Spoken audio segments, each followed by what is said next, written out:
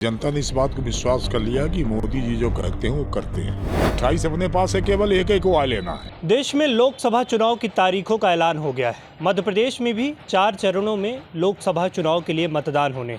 हमारे साथ बीजेपी के वरिष्ठ नेता और पूर्व विधानसभा अध्यक्ष गिरीश गौतम जी हैं। हम उनसे बात करेंगे। जिस तरह तारीखों का ऐलान हो गया है, किन मुद्दों को लेकर और कैसी तैयारियों के साथ आप लोग आगे बढ़ेंगे? हमारी तैयारी पूरी है और रीवा का 26 तारीख को हो रहा है दूसरे चरण का, जो मध्य प्रदेश के भीतर दूसरे चरण में 26 तारीख को रीवा है। तो तैयारी इस दृष्टिकोण से कि हम भारतीय जनता पार्टी के एक एक कार्यकर्ता एक तरह से ये कह लिए कि हम इलेक्शन मोड में ही रहते हैं। अलग से कुछ तैयारी अपने को नहीं करना। हम अभी बूथ चलो अभियान चल रहा है, लाभार्थी संपर्क अभियान चल रहा है। मैंने एक एक मतदाता से जुड़ना, उससे बातचीत करना और उससे बात करके भारतीय जनता पार्टी को वोट देने के लिए प्रेरित करना। ये तो हमारे से हमेशा तैयारी।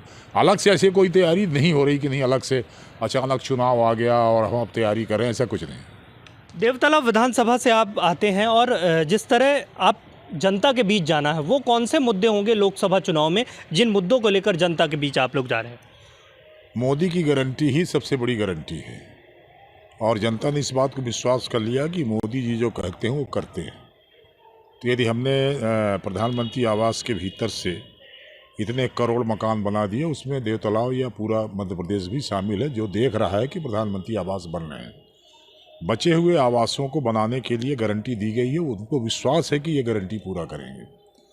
इसी तरह से जो भी गारंटी दी गई, किसान अनुदान योजना है, किसानों को उनको हर साल उनको पैसा देना, ये सारी चीज़ें हैं। उसके आधार पर लोगों के मन के भीतर है कि मोदी जी की गारंटी है, नंबर 1।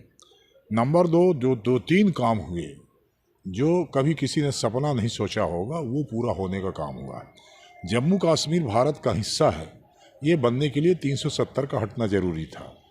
इतने साल आज़ादी के बाद लगातार कांग्रेस की सरकार रही या बीच में और सरकारें आई कि कोई हटा नहीं पाया उसको।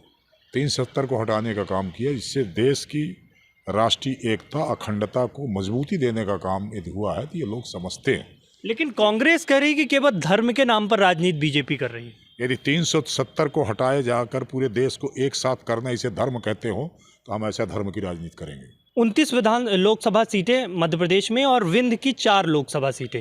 कितनी सीटें इस बार बीजेपी आएंगी? एक है ना बची है। पिछली बार जो एक बची है उसको भी इस बार लेना। 29 की 29। अब एक तो बची है ना, 29 क्या लेना, 28 तो है ही है। तो 28 अपने पास है, केवल एक को आ लेना है।